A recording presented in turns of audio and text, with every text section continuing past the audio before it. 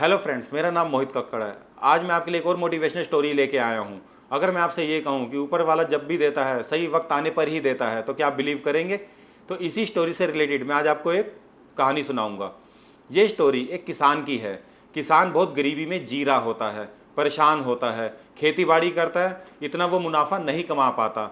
उसका दिन ऐसे ही चल रहा होता है। जब महीना होता है तो बहुत परेशान होता है, कर्जे में डूबा हुआ होता है। लेकिन उसकी एक खासियत होती है, वो विष्णु भगवान का भक्त होता है। वो मंदिर भी जाता है, सेवा भी करता है, सिमरन भी करता है, विष्णु भगवान की आरती भी करता है। मतलब बहुत बड़ा भक्त कह सकते हैं उसे विष्णु भगवान जी का। लेकिन उसके जीवन में गरीबी उसका पीछा छोड़ ही नहीं रही। तो वो परेशान हो जाता है किसान। लेकिन अंदर से उसको एक तसल्ली होती है कि प्रभु श्री हरि मेरे साथ हैं। लेकिन ये बैठे ऊपर श्री हरि भगवान देख रहे होते हैं, तो और लक्ष्मी माता जी भी उनके साथ बैठी होती हैं। तो लक्ष्मी माता जी पूछती हैं विष्णु भगवान जी से कि प्रभु, आपका इतना बड़ा भक्त है, आपकी आरती कर रहा है, आपका सिमरन कर रहा है, दिन रात मेहनत भी कर रहा है और कर्जे में डूबा भी हुआ है, फिर आप उसकी मदद क्यों नहीं करते हैं? तो विष्णु भगवान जी मुस्कुरा दिए और माता जी से कहने लगे, देखो अभी इसका वक्त नहीं आया है, सही वक्त आने पर ही इसको मिलेगा। तो फिर लक्ष्मी माता जी फिर प्रश्न करती हैं विष्णु भगवान जी से कि प्रभु, जरूरत तो उसको अभी है, तो पैसा तो उसको अभी चाहिए, फिर बाद में उसके किस काम का? तो विष्णु भगवान जी कहते चलो आज मैं आपको एक लीला दिखाता हूँ। तो विष्णु भगवान जी लक्ष्मी माता जी के साथ भेष बदल के व्यापारी का किसान के पास जाते हैं। किसान पूछता है कि आप कौन, आपको यहाँ पहले कभी नहीं देखा। तो व्यापारी कहता है हम बड़ी दूर से आए हैं और हमें आगे जाना है, बस अब हम थक चुके हैं, तो हमें एक दिन के लिए कहीं पे यहाँ पे स्थान चाहिए। तो किसान मना नहीं करता, किसान वैसे ही भक्त होता है, सेवा में मगन होता है। तो किसान बड़ा खुश हो जाता है व्यापारी को देख के, जबकि वो विष्णु भगवान जी होते हैं। तो किसान कहता है कि आप एक काम करिए, मेरे घर के साथ ही एक खाली स्थान पड़ा है, आप एक दिन वहाँ विश्राम कीजिए। तो विष्णु भगवान जी और लक्ष्मी माता जी अपना प्रस्थान कर देते हैं और वहाँ पे किसान पूरी सफाई करके उनका आसन तैयार कर देता है। और ये देख के विष्णु भगवान जी बहुत प्रसन्न होते हैं कि देखो हम पहली बार आए हैं और ये हमारे लिए कितनी सेवा कर रहा है। और लक्ष्मी माता जी भी प्रसन्न होती हैं कि किसान को नहीं मालूम कि सामने विष्णु भगवान जी लक्ष्मी माता जी उसकी परीक्षा ले रहे हैं। फिर संध्या का टाइम होता है और किसान उनके लिए चाय लेके आता है और खान पान की व्यवस्था करता है। यह देखकर प्रभु बहुत खुश होते हैं और माता से कहते हैं देखो ये हमसे मुद्रा भी नहीं ले रहा और प्लस हमारी सेवा भी कर रहा है। फिर प्रभु किसान को अपने पास बिठाते हैं और पूछते हैं कि आपके परिवार में कौन कौन है। फिर किसान कहता है मेरी एक बीबी है, 2 बच्चे हैं और हमारी दिनचर्या ऐसे ही चलती है। सब कुछ बता देता है किसान। लेकिन किसान के लिए प्रभु आज भी व्यापारी है, उसको नहीं पता ये विष्णु भगवान जी और माता हैं। लेकिन फिर वो अपनी पीड़ा उस व्यापारी से शेयर नहीं करता है और चला जाता है किसान। यह देखकर माता सब देख रही होती है लीला प्रभु की। अब जैसे ही सुबह होती है, प्रभु और माता निकलने की तैयारी कर रहे होते हैं। घर में देखते हैं किसान तो है नहीं। तो उनकी पत्नी से बुला के पूछते हैं कि कहाँ है किसान, जो जिन्होंने हमें यहाँ स्थान दिया है, एक दिन के लिए रहने का प्रबंध किया हमारा। फिर उनकी पत्नी कहती है वो खेती बाड़ी करने चले गए हैं, अब वो शाम को ही लौटेंगे, 5 बजे के आसपास लौटेंगे। तो प्रभु कहते हैं मैं उनसे मिलके जाना चाहूँगा। तो प्रभु और माता खेतों की ओर चल देते हैं। वो किसान खेती बाड़ी कर रहा होता है, हल चला रहा होता है।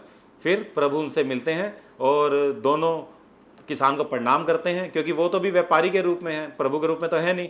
तो किसान को प्रणाम करते हैं, किसान भी यहाँ से प्रणाम करता है और किसान कहता है अगली बार आप हमारे एक दिन के लिए अतिथि बन के आए, अगली बार जरूर आना।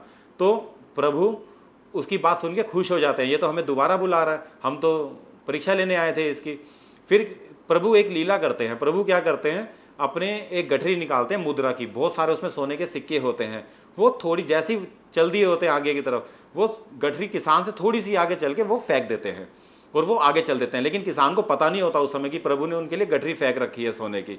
अब जैसे ही वो आगे गए, किसान अपना खेती बाड़ी कर रहा होता है, हल चला रहा होता है, आगे बढ़ता है, वो देखता है ये क्या, इतनी सारी मुद्रा। किसान वो गठरी खोलता है, इतने सारे सोने के सिक्के होते हैं उसमें। किसान बहुत खुश हो जाता है कि ये क्या, मेरे को इतने सारे सिक्के मिल गए। लेकिन उसको ये नहीं पता होता कि प्रभु उसके लिए छोड़ के गए हैं। फिर खुशी खुशी में वो क्या करता है, गठरी को अपना वहाँ पे रख लेता है अपने पास। तो जैसे ही शाम होती है, 5 बजते हैं, वो फिर बड़ा खुश होता है, कहता है नहीं मेरी गरीबी दूर हो गई और मैं खुश हूँ, अब ये है। मतलब बहुत खुश हो जाता है किसान, इतना सारा पैसा उसने जीवन में नहीं देख रखा होता। फिर वो क्या करता है, जैसे ही घर की ओर लौट रहा होता है शाम को, रास्ते में डाकू आ जाते हैं और डाकू उसके बंदूक लगा देते हैं और कहते हैं तेरे पास जो कुछ भी है निकाल। तो किसान घबरा जाता है, कहता है ज़िंदगी चली जाए, इससे अच्छा तो मैं पैसा दे ही देता हूँ। फिर किसान क्या करता है, वो जो पोटली उसको मिली थी, जो गठरी उसको मिली थी जिसमें सोने के सिक्के थे, तो वो डाकुओं को दे देता है और माफ़ी मांग के हाथ जोड़ के वापस घर आ जाता है डरा डरा सा, और अपनी पत्नी से बातचीत करता है कि आज मुझे एक पोटली मिली, उसमें सोने के सिक्के थे और मैं जैसी शाम को आ रहा था डाकू ने घेर लिया। वो पूरी कहानी पत्नी को सुनाता है और पत्नी भी चिंतित होती है कि अच्छा हुआ आपको कुछ हुआ नहीं, पैसा तो कोई बात नहीं फिर आ जाएगा। लेकिन किसान को अफसोस बहुत होता है कि इतने टाइम बाद मेरा अच्छा वक्त आया था और सोने के सिक्के देखने को मिले थे और मेरी गरीबी दूर हो जाती, इससे मेरे बच्चे अच्छे स्कूल में जाते, और वो वक्त भी चला गया। तो किसान परेशान हो जाता है। फिर प्रभु और माता भी अपने स्थान पे वापस चले जाते हैं अपने असली रूप में आके। अब किसान यहाँ पे परेशान हो जाता है कि मेरे पास इतना अच्छा मौका था और वो भी डाकू ने लूट लिया। फिर प्रभु श्री हरि मुस्कुरा दिए और माता से कहने लगे कि देखा यही तो लीला थी। फिर माता कहती प्रभु मैं समझी नहीं ये क्या लीला थी। फिर श्री हरि जी ने समझाया, देखो आपने कहा था अपने भक्तों को पैसा नहीं देते और मैं आपके साथ नीचे गया उसको पैसा दे के आया। अब देखो उसकी किस्मत में क्या था, डाकू ने उसको रास्ते में शाम को लूट लिया। तो फिर माता को समझ में आया। फिर प्रभु ने समझाया कि सही जब तक ये मेरा भक्त समझदार नहीं हो जाता तब तक मैं इसको नहीं दूंगा। अगर मैं इसको वक्त से पहले ही दे दूंगा तो हो सकता है ये अपना पैसा बर्बाद कर बैठे, गवा बैठे, इसलिए सही समय आने पर ही मैं अपने भक्तों की मदद करता हूँ। फिर माता को प्रभु की लीला समझ में आ गई। फिर माता ने प्रभु से कहा कि बिल्कुल आप जो करते हैं अपने भक्त के भले के लिए ही करते हैं।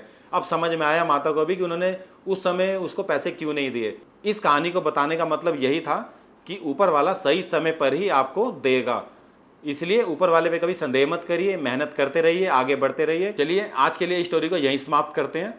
Thank you.